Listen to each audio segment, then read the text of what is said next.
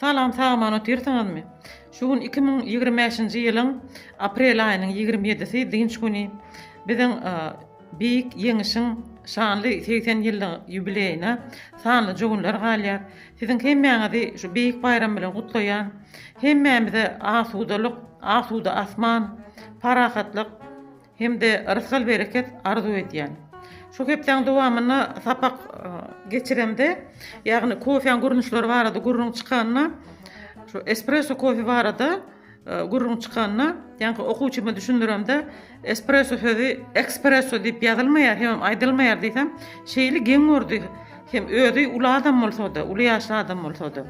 Menim size şu tema gyzykly bolarmy diýip umyt etmek bilen şu wideony taýýarladym. Espresso ya da espresso. Express ya da espres.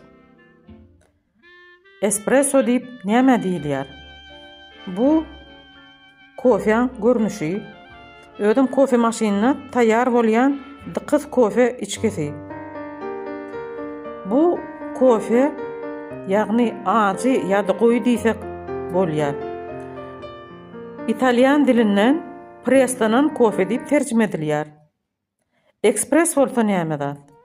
Ekspres bolany otly, gämi ýa-da awtobus ýokary tezlikde sürilip seýrek durýan transport serişdesine diýilýär.